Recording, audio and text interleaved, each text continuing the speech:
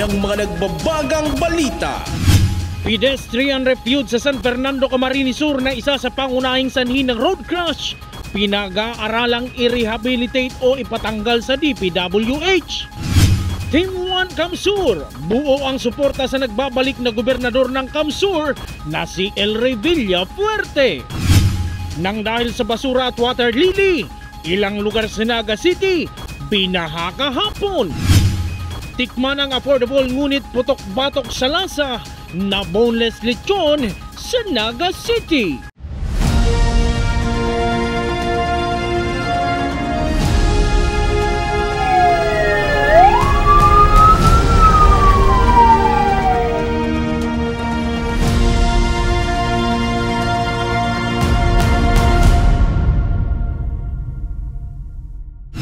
Magandang gabi, narito ang mga mainit na balita sa Camarines Sur.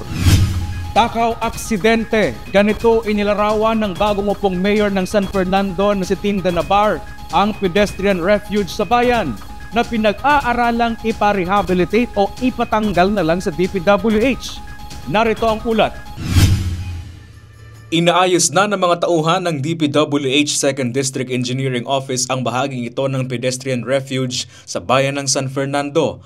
Ang istruktura sinalpok ng hindi pa matukoy na sasakyan nitong nakaraang linggo. Takaw aksidente daw talaga ang naturang refuge dahil mula nang maitayo ang istruktura ay sunod-sunod na ang naitalang aksidente sa naturang bayan. Kaugnay nito, nakatakdang makipag-ugnayan ang bagong alkalde ng bayan na si Mayor Tinda Navar sa DPWH kung maaari i-rehabilitate o tanggalin na lang ang pedestrian refuge. Para malaman kung ano yung dapat na gawin sa Center Island. Kasi since 2022, since its construction, a lot of vehicular accidents happened involving the Center Island. So rehabilitation? Or is it possible ba na alisin na lang? So, it would depend kung ano yung magiging outcome ng pag-uusap namin ng DPWH. Maliban sa takaw aksidente, kulang din umano sa mga street lights ang lugar na dumadagdag pa sa mga dahilan ng pagkaka-aksidente ng mga motorista. Maliban sa pedestrian refuge, pinatututukan ni Mayor Navar sa Municipal Engineer's Office ang paglilinis sa palibot ng plaza at munisipyo na hindi umano gaano nakikita dahil sa mga kung tawagin photo bombs sa opisina ng bayan ng San Fernando. Ang Banuan kang San Fernando, lalo ng Ladawan kang San Fernando, ang munisipyo, ang the municipal compound, maati, madiklo. So, ang inat kong sinabi sa municipal engineer, ibuaning paagi para magliwanag dito sa municipal compound. Pangalawa, si Menro, sinabihan ko na maglining. Kasi, syempre, ang munisipyo, sabi ko nga ni Kusubago, Ladawan yan kang Banuan. So, dapat si palibot mo na kang munisipyo ang dapat inuto. Chris Novello, CSN. Buo ang suporta ng Team 1 Camsur sa pamumuno na nagbabalik gobernador ng probinsya na si Governor Elray Villafuerte. Nakalatag na programa ng ilang alkalde sa Camarines Sur, nakasentro sa plano ng gobernador. Narito ang ulat ni Darlene Lastrulio. Buo ang suporta ng mga halal na opisyal ng Camarines Sur sa pagbabalik ni Governor Elray Villafuerte kasabay ng pagtutok sa mga inisyatibo sa ilalim ng kanyang Team 1 leadership. Sa Lupi, sinabi ni Mayor Christopher Velarde Jacinto na kanilang isusulong ang pagbuo ng Integrated Center para sa Negosyo, Agrikultura at Serbisyo Publiko na nakabase sa mga napatunayang epektibong programa ni Governor Elray. Aniya, malinaw ang direksyon ng pamahalaang panlalawigan sa ilalim ng isang visionary leader. Sa plano po na tiglag kan sa tuya pong Gobernador Elray, talaga pong nahiling duman kung kurano po kabeterano siya bilang pong mabalik as in nagbabalik na gobernador. Iyon man po niyang gustong pangarugan niya na nakagrini po sa probinsya ng Camarines Sur, paduplicate man sa ibang banwaan. Sa Magaraw, binigyang diin ni Mayor Attorney Marua Senyar ang 100% suporta sa mga proyektong makakatulong sa mga magsasaka ng gobernador gaya ng processing plants. Na patuloy pa rin ang pag-unlad ng Camarines Sur, lalong-lalo na yung mga innovative projects niya kagaya ng mga processing plants, mga cocoa products, siguradong lalo pang makikilala ang province of Camarines. Sa kabuuan, nagpakita ng solidong pagkakaisa at dedikasyon ng mga lider munisipal ng Camarines Sur sa panibagong yugto ng pamahalaan sa ilalim ng Team 1 leadership ni Governor El Rey Villafuerte. Taglay ang iisang layunin, ang mas progresibong kamsur para sa lahat. Muling hinikayat ni Governor El Rey ang lahat ng sektor na samahan siya sa mas pagpapaunlad sa probinsya para sa mga susunod na henerasyon. So I ask all of you, join me. Let's move Kamsur forward to greater heights. From the mountains of Iriga and Isarog to the coastlines of Caramoan and Pasacao, from the farms of Bula and Libmanan to the cities of Iriga and Pili. This is the Kamsur of our dreams, and that future begins now. Darlene Lestrulio, CSN. Mabilis na nalubong sa tubig baha ang ilang lugar sa Naga City kahapon matapos ang mga pag-uulan dulot ng thunderstorms. Samot-saring basura at mga water lily, rason din umano ng pagtaas ng baha. Narito ang ulat ni John Amador.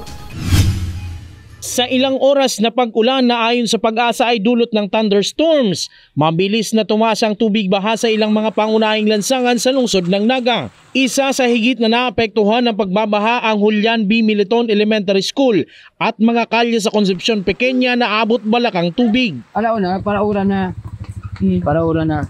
Tapos pag mga alas yun, nagdakol na si tubig. Kanya nagdadakol pa tubig. Takot na siyo. Dadan na. Kaya pa makakapit bayan. Mabalik yan. O may natiligan naman sa bago. Gano'n na lang. Istalyak. Pero may yung baha. Sa makasugang oram, mga tanong oras o ano, argayam, pero may argayam. Yung iring yan, di mo sa may iligod yung pilaan. Iyo pa yung kaya itong mga kanto-kanto hanggang 4th, yung 5th, 6th, saka di mo sa may 3rd, Kato Inoy, kasi yung sisirkulit, Ayon sa engineering office ng lungsod, basura at mga water lily ang pangunahing dahilan ng pagkakabara ng mga drainage system sa lugar kung kaya tumaas agad ang level ng tubig. Nanataran mo kaya, nag-iikot man kami, nailing mi si mga ragpa duman sa may likodan po itong warehouse po ni Mr. Obiedo. Near na po yan sa Robinson. Igwa po duman na dakulag bagay na dahil may pangalan sa ang pakasabi naman sa Muya 2 years ago pa po dito dahil nahahali pa. Kaya pipiriton na siguro po itong mahali for the meantime siguro po anong mapag-ulalan ni po niyan. Kaipuan itong may equipment po duman para mahali ito. Panduwa po, nakaabot kami duman po sa may partikang win-win. Nailing minduan na gura no pala pakareta din sa inutan. Pag abot naman sa luwasan, may mga water lilies na nagbablock ang flow kang drainage system. Na yan po baga sa win-win. Harani na po yan duman sa outfall kang Naga River. Mga drainage, linigan saka barado ka mga basura. Talaga basura talaga. Barado. Saka, yan? Ang mga gilid, napatranuman pa. Mababa ang level ng tubig sa ilog nang mangyari ang pagbaha na outfall ng mga drainage system sa lugar. Subalit dahil sa malabitukang manok na Sagop Creek na barado ng sandamakmak na basura at water lily, umapaw ang tubig na napunta sa ilang kabahayan at lansangan sa lungsod. Magkusog man ng uran, gura naman kalimpyata digdi sa taas. Pag abot sa luwasan, klag po ang Ma-flow po siya pero hindi ito tulos mababa. May oras po siya May digdi po, nag-ikot pa po kami sa may part ng sa may Panganiban. Tingin-obserbaran mo po kung taano frequent ang ba sa may Panganiban. Ako po, nag-stay ako naman. Halos mga 2 oras ako doon para tatambay. Para hiling ko po, para observe ko si punta nag-ikot man po. Pag-ikot ko, naagyang ko ang dayang damba, mga dayang ng solid. May mga blockage si inlet ko. Duman sa ere kang Panganiban, ang medyo halalang po magbabain sa may solid. Sa pigiling ko, medyo may mga basurang. Nagsagawa ng diklaging sa mga drainage ngayong araw, subalit ang mga debris ng semento at water lily na humaharang sa mga creek sa bahagi ng Concepcion Pequeña ay kailangan pang linisin. Nakatakdang humiram ng excavator ang engineer's office dahil wala umanong ganitong ikipahe ang lungsod sa ngayon. Jan Amador, CSN. Peligro umano ang dala ng mga nakaparandang iba't ibang uri ng sasakyan sa kahabaan ng Maharlika Highway sa Libmanan, Camarines Sur. Land Transportation Office binigyang diin na pinagbabawal sa batas at may parusa ang unattended parking sa mga kalsada. May ulat si Eli Balbin. 4 lanes nga ang kalsada ngunit mga nakaparadang sasakyan gaya ng truck ang bubungad sa bahagi ng kalsadang ito sa kahabaan ng daang Maharlika Highway sa Libmanan, Camarines Sur. Halimbawa na lang dito sa Barangay Busak, Barangay Mambulo Nuevo kung saan kapansin-pansin ang mga naglalakihang truck na nakaparada sa gilid ng daan. Tinanong natin ang ilang residente at mga motorista kung ano nga ba ang peligrong dala nito ng mga nakaparadang truck at pribadong sasakyan sa gilid ng Maharlika Highway. Nakakabala digdi sa mga nag-aanong mga sasakyan. Minsan nasasabitan sila dyan. Peligro talaga. Kung nakatambay dyan ng di pwedeng pinahalis namin yan para walang kung nakakabala ka mo dyan sa daan. Peligro talaga. Pag may nagpaparada, dapat hindi parkingan ito. Sa highway ito eh. Isa si Joel na muntikan ng maaksidente dahil sa nakaparadang sasakyan sa Maharlika Highway. Hindi ko napansin, mayroon palang tricycle na nakaparada dun sa may unahan, nakaparking. Buti na lang, malakas yung preno. Huwangga pa rin naman, kaso hindi na ganong malakas. Tumaas lang yung likuran ng motor. Ayon sa Land Transportation Office o LTO Pamplona District Office, mahigpit na ipinagbabawal ang pagparada sa mga national highway ng mga sasakyan. Nagdudulot umano ang mga ito ng panganib sa mga motorista at pedestrian lalo na tuwing gabi at sa mga lugar na walang sapat na ilaw o road sign. Talagang siguro po yung mga road signages yan po sa gilid ka na highway. No parking both sides. Kasi mas marina po itong napapagamayari sila. Mahalaga umanong sundin ng mga motorista ang batas trapiko at pumarada lamang sa tamang lugar upang maiwasan ang mga ganitong panganib at mapanatili ang kaligtasan ng lahat sa kalsada. Dapat kung nakaparada ka, nawis na nakaparada ka, dapat ikakapod dyan yung early warning device. Something na something po na at least may hitik na tao, may hindi pa mo nagpagkagamit niya tinampo na nakaparada siya. May iwasan po sa road process. Hindi madada ka sa sila kasi may warning device ka dyan or anything na visible para na pagbabanggi. Kalakip din ito ang banta sa seguridad ng mga nakaparadang sasakyan na maaaring target ng mga masasamang loob. Dahil dito, pinaalalahanan ng hepe ng Pamplona ang publiko na pumarada lamang sa mga tamang lugar upang maiwasan ang aksidente at mapanatili ang kaayusan sa highway. Pakiulay lang po sa gabos na sana hindi na kita magparada dyan. If ever, kadikit na panahon, kumatagal ka, mapagmayroon kadikit na oras. Pero ito kung may stay na kayo dyan, overnight na po dyan, delikado. Kasi pwede po ka mag-toss ng road process dyan. Minsan makabita pa rin araw, minsan pang di po pagaya. Igwa naman po dyan na imbes na makaiwas kasi iba nakaparada sa gilid. So, rin makagilid yung dapat mag-iwas mga na sasakyan. Kaya yun po yan, because batas po yan, LOI number 42 na bawal po talaga ang mga any object po sa tahakan pinampo na any object na magka-cause po ninyo, cause po ninyo na-cause yung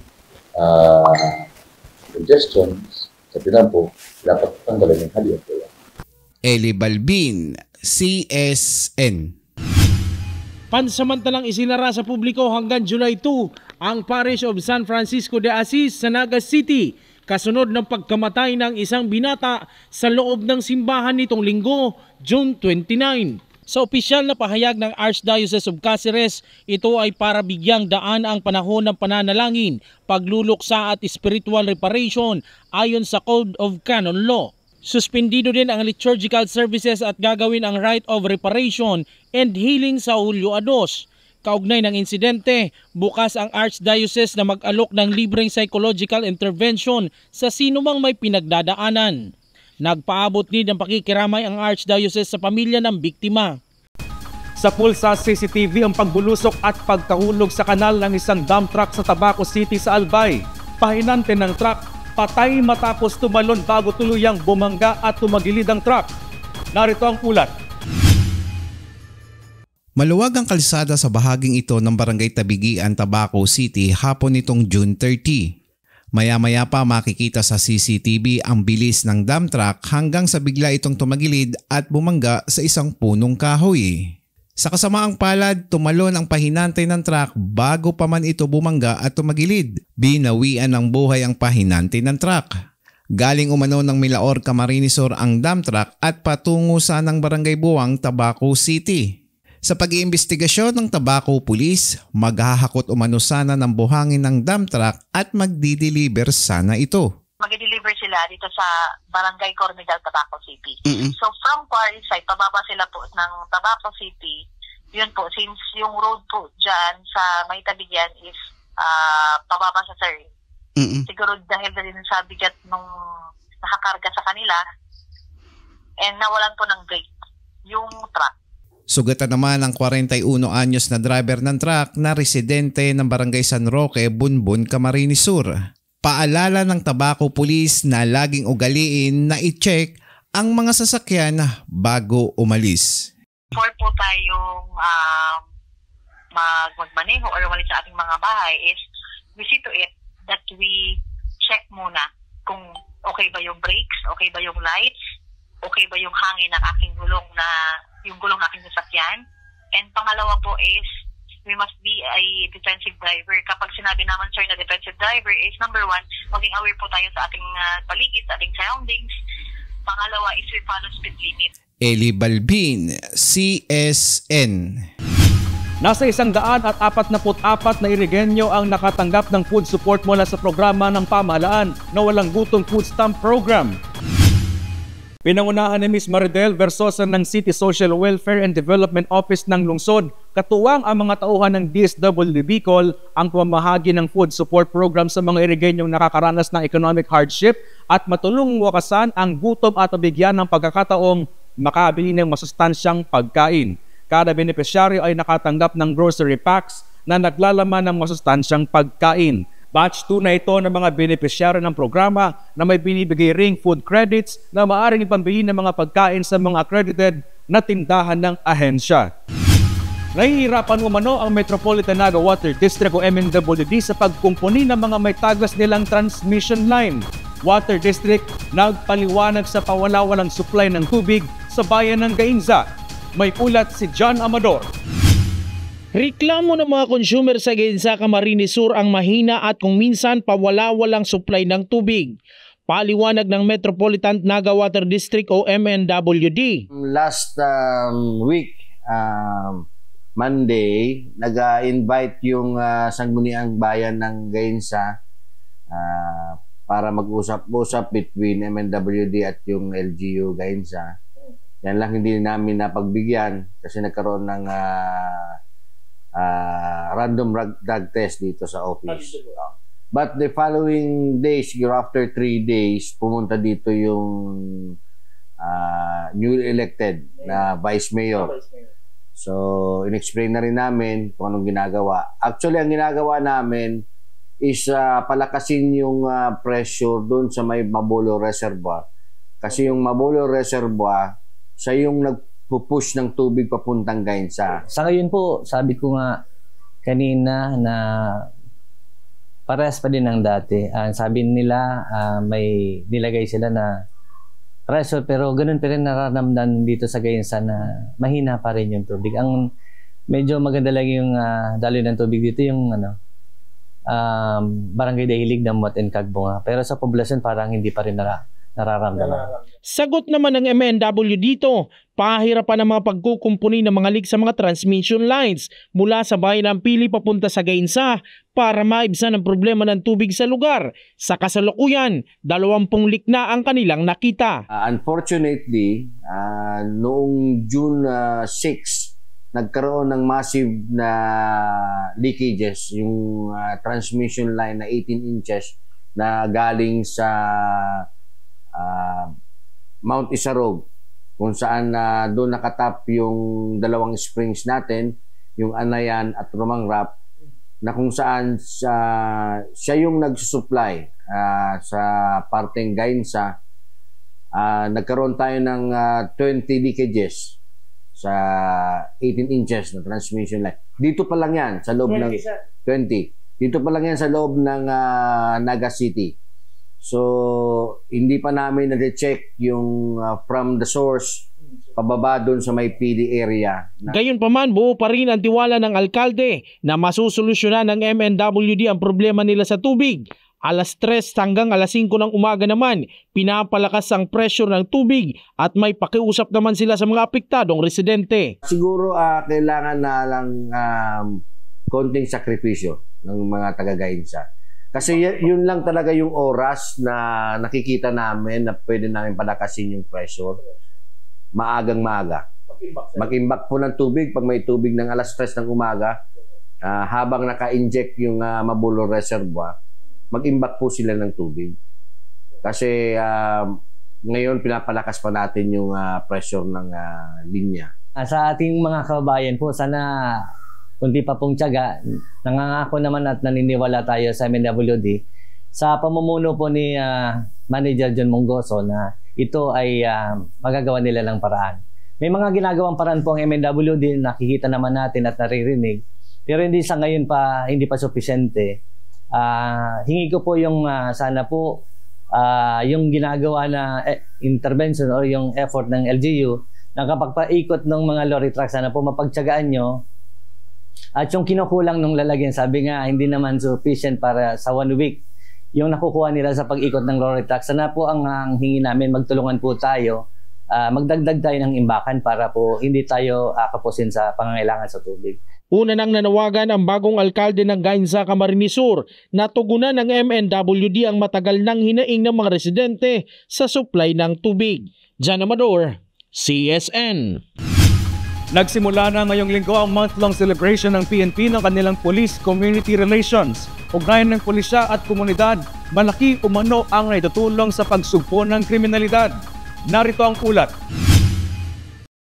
Formal lang nagbukas ang month-long celebration police-community relations ng PNP ngayong araw. Sa pamamagitan ng Presidential Proclamation 764, pinagdiriwang ang PCR month tuwing Hulyo na layuning mapalakas pa ang ugnayan ng pulisya at komunidad. In view of the issuance po ng ating Pangulo, since 2005 pa po ito, may Presidential Proclamation wherein the lead agency po sa tinatawag natin na Police Community Relations Month, para ang main objective nito is yung mapadali ang aksyon laban sa krimen. Hindi man natin mapipigilan ang krimen, at least meron tayong malesen ang commission ng crime. Kaya meron tayo pong, ang PNP, meron din siya tawag na Police Community Relations Unit, na kung saan, yung kumbaga, yung spokesperson ng PNP para sa mga programa, pagpalaganap at pagpapalakas ng crime prevention po sa ating lugar. Ayon sa PNP, malaking bagay sa katahimikan ng komunidad ang pagkakaroon ng maigting na ugnayan ng mga residente sa mga lugar at ng PNP. Isa sa pinakamagandang result po or indicator na maganda ang relasyon ng community is the peace in order. Another thing is yung volume of reports na nakakarating po sa aming opisina and natatawan ng aksyon. So for example, previous weeks ang dami nating huli sa illegal drugs. So, which is the community ang source po natin ng mga information. So yan lang po ang pinaka-great example para makita natin kung may cooperation and may harmonious relationship tayo sa ating community. May mga programa ding ilalatag sa mga susunod na araw kaugnay ng PCR month. Of course, meron tayong direktiba din pababa ang ating OIC. Nagdepende po tayo sa region kung ano yung mga activities din nila which na applicable din po dito sa Naga City. For example, meron tayong poster making contest, isa rin sa nakikita ko yun. And of course, yung isisingit natin yung bloodletting activity, which is last year ginawa po yun. I-encourage po ang lahat na stakeholders, ang community, pati ang tri-media, magtulong po sa PNP para pamatiliin natin ang peace and order sa ating lugar. Jan Amador, CSN. Sa kanyang unang araw sa termino bilang alkalde, isang clean-up drive ang pinangunahan ni Mayor Nino Tayco sa Pasacao. Kalinisan sa bayan ng Pasacao, isa sa mga tututukan ni Mayor Tayco. May ulat si Eli Balbin. Sa unang araw ng pag-upo ni Mayor Nino Tayco ng Pasacao, Camarines Sur, clean-up drive at pagpapanatili ng kalinisan ang unang ginawa ng alkalde. Kwento ng alkalde, malaking bahagi ng kanyang prioridad ang pagpapanatili ng kalinisan ng bayan ng Pasacao. Sa isang seremonya, pinangunahan ni Mayor Tayco ang paglilinis sa Barangay Santa Rosa del Sur. Inanyayahan niya ang mga residente na makiisa sa adhikain para sa isang malinis na komunidad. Ikinatuwa naman ng mga residente na mismo si Mayor Nino Tayco ang nanguna sa clean-up drive. Ngayon, inumpisahan ko talaga ulit yung kalinisan. Dahil talagang gusto ko maging malinis, lalo na sinasabi ang Pasacao, kilala sa summer capital ng Camarines Sur. At the same time, maraming pumupunta ditong turista, mga mamimili.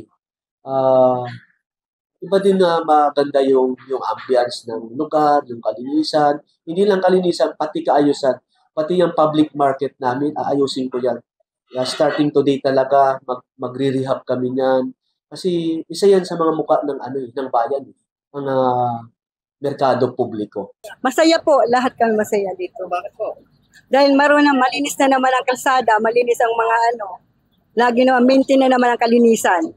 Ayon sa nagbabalik na alkalde ng Pasacao, ang kalinisan ay pundasyon ng isang maunlad at masiglang bayan, kaya't sisiguraduhin niyang mapapanatili ito bilang pangunahing layunin niya sa kanyang panunungkulan. Umaasa siya na makakamit nila ang isang bayan na malinis, ligtas at kaaya-aya sa lahat. Ngayon, ayusin namin yung Central MRF namin, then magbi-meeting na ako this week. May alignment meeting na ako with punong barangays and chairman committee on environment, with Menro officer, dahil papunta na kami doon sa effective household collections ng mga biodegradable and recyclable waste. Then yung programa kong may pera sa basura at masustansyang pagkain para sa pamilya, papunta na kami doon sa pag-produce ng mga nakukuha nilang basura into organic fertilizer. Nanawagan naman ang alkalde sa mga Pasikeño na maging responsable sa pagtatapon ng basura. Eli Balbin, CSN. Graduation season na naman, kaya isa sa mga hindi nawawala sa mga handaan ay ang lechon. Ngunit hindi lahat ay afford ang putok-patok na lechon. Pues, may alam ang CSN affordable na lechon na boneless pa. Kung saan yan, alamin sa ulat na ito. Craving for lechon to all cans of pandaan pero nahahasel sa mga buto-buto nito? Well, meet this boneless lechon belly na tampok ng isang kainan sa Naga City. Ayon kay Martin Bea, isa sa mga may-ari ng kainan, ideya nila ng kanyang kuya ang boneless lechon na ang pagkakaiba sa nakasanayang lechon, ang ibinibilang lechong belly ni na Martin, mas affordable. Di naman lahat ng tao afford yung isang buong lechon sa isang handaan. Di ba nga, sa isang handaan, di mawala yung lechon. Kaya napag-isipan namin, yung mga afford lang ng mga tao. Gaya ng nakasanayang lechon ay may proseso rin ang paghahanda ng boneless lechon dahil na rin sa manumanong pagtatanggal ng mga buto mula sa karne ng baboy, kaya pre-order ang siste ng pag-order sa kanila. Kung may mag-order sa amin, one day before kasi 6 hours yung marinating yan and then 3 hours siyang niluluto. Bale, naabot siyang 9 hours. Ang lasa, putok-batok pa rin at hindi daw nalalayo sa regular na lechon pero with a twist dahil boneless na ito. Tuwing normal na araw ay umaabot sa 15 kilos ang ginagawang boneless lechon ni Bea. Ngunit pagpanahon ng mga handaan gaya ng graduation, Pasko at iba pang okasyon ay umaabot sa 100 kilos ang nagagawa nila. Pinatunayan ni Martin na patuloy ang ebolusyon ng isa sa mga hindi nawawalang handa tuwing selebrasyon na lechon na ginawa pa nilang mas abot kaya ngunit hindi nabibitin sa lasa para sa pamilyang Pilipino. Nick De La Cruz, CSN. At yan ang mga mainit na balita ngayong araw sa Camarines Sur. Kami ang Camsur News. Ako po si Chris Novelo. Diyos mabalos sa pagtitiwala.